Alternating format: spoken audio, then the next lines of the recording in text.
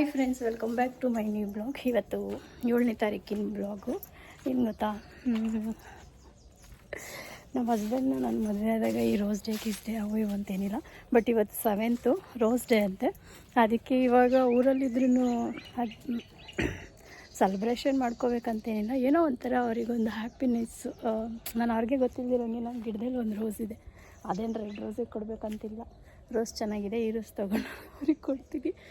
ಅವ್ರದ್ದು ರಿಯಾಕ್ಷನ್ ಹೆಂಗಿರುತ್ತೆ ಅಂತ ಬನ್ನಿ ನೋಡೋಣ.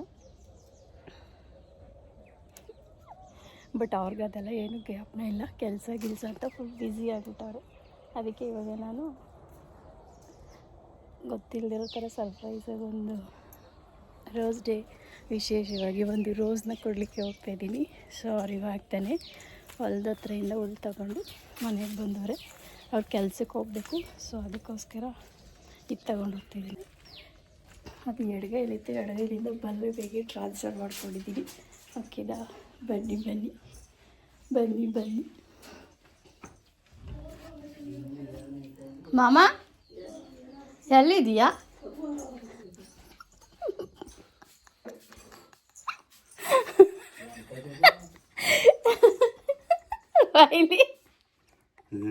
ಇಲ್ಲಿಗೆ ಬಾ.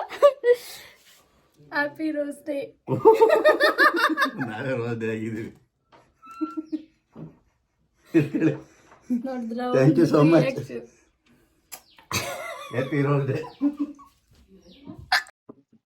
ನೋಡಿ ಫ್ರೆಂಡ್ಸ್, ಫೈನಲ್ ಮಾಮ ಇನ್ನೂ ಮುಖ ಕೂಡ ತೊಳೆಸಿರಲಿಲ್ಲ. ಅದಕ್ಕೆ ರೋಸ್ ನನ್ನ ಕೈಲಿ ಕೊಟ್ಟು ಮುಖ ತೊಳಿಲಿಕ್ಕೆ ಅಂತ ಹೋದ್ರು. ಸೊ ನಾನು ಯಾಕೆ ಹೊಡಿತಿದ್ದೀನಿ ಅಂತ ಅಂದರೆ, ನಾನು ರೋಸ್ ಕೊಟ್ಟಿದ್ದಕ್ಕೆ ನಿಂದೇನು ರಿಯಾಕ್ಷನ್ ಇಲ್ಲ ಅಂತೇಳಿ ಹೊಡಿತಿದ್ದೆ. ಅದಕ್ಕೆ ಅವರು ಅವತ್ತು ಇನ್ಸ್ಟಾಗ್ರಾಮಲ್ಲಿ ಎಂಥದ್ದು ವೈಫ್ ಡೇ ಅಂತಿತ್ತಂತೆ. ಅದಕ್ಕೆ ಅವ್ರು ನನಗೆ ವಿಶ್ ಮಾಡಿದ್ರು. ನಾನು ಅದೆಲ್ಲ ಸುಳ್ಳು ಬಿಡು ಅಂತ ಅವರಿಗೆ ನಾನು ರಿಯಾಕ್ಷನ್ ಮಾಡಿಲ್ಲ. ಸೊ ಅದಕ್ಕೆ ನೀನು ಅವತ್ತು ಹಂಗೆ ಮಾಡಿದ್ದೆ, ಅದಕ್ಕೆ ನಾನು ಹಂಗೆ ಮಾಡ್ತಿದ್ದೀನಿ ಅಂತೇಳಿ ಮಾತಾಡ್ತಾಯಿದ್ರು.